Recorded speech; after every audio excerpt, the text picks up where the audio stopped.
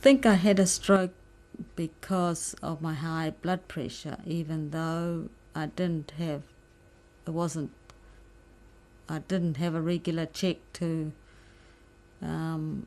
say that it was on a dangerous level. If I had kept that up, maybe I could have avoided having a stroke, because I have had checks and I knew I had high blood pressure, but not bad enough to take any tablets. The risk factors that I had was having a high blood pressure and family history.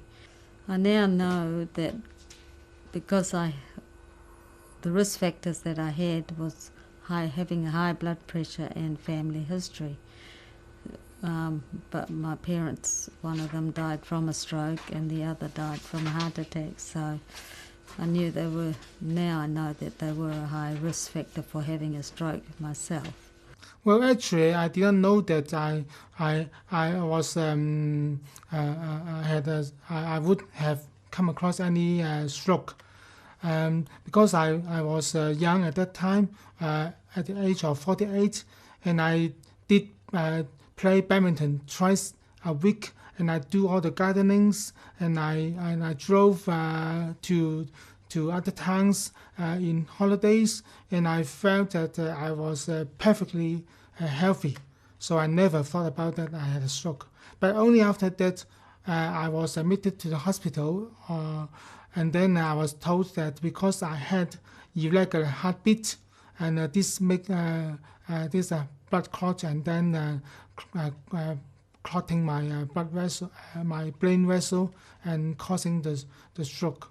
I also have a experience of what they call as a mini stroke.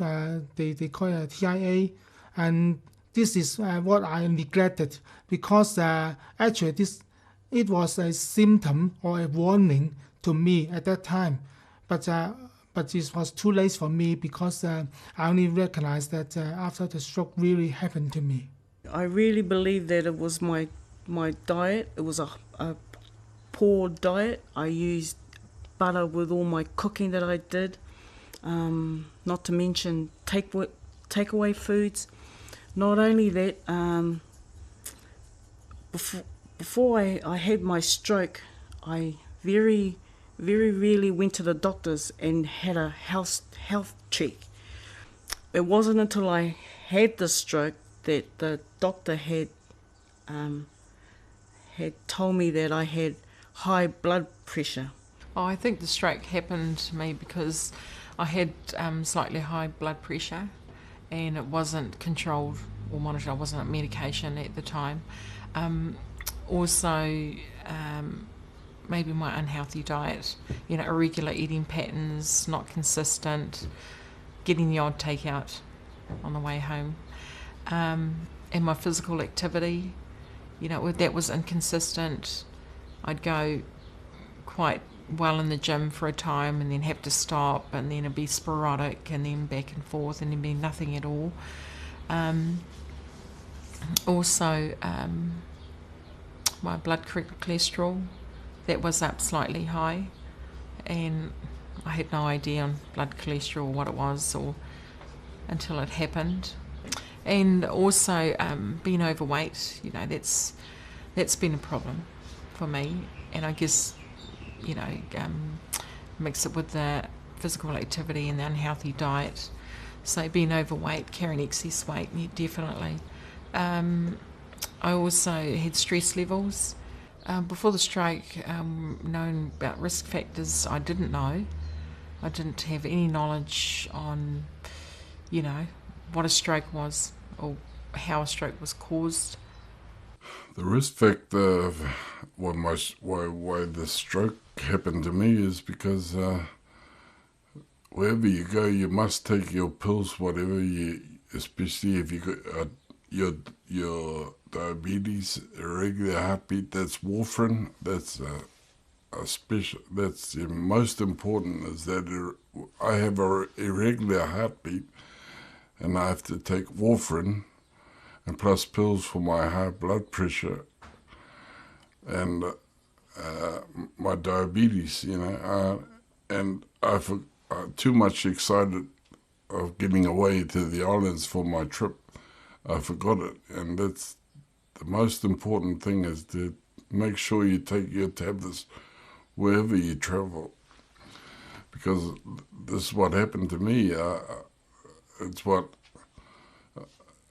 I mean, it can only take so long without your pills, but once you overdo it, like me, it went for a week, which is lucky I'm still alive today, because these pills, they're the ones that make me breathe every day. So that was also what brought the stroke on, was my diet, my weight, you know. When I had the stroke, I was about 140 kilos, and now I'm about 130, 129, so slowly, and it's still dropping, so that's why you see me here still talking, because I shouldn't have been here really. But that's the other thing you got to watch, is what you eat. And see, with my diabetes, I cut out the sugar and all that.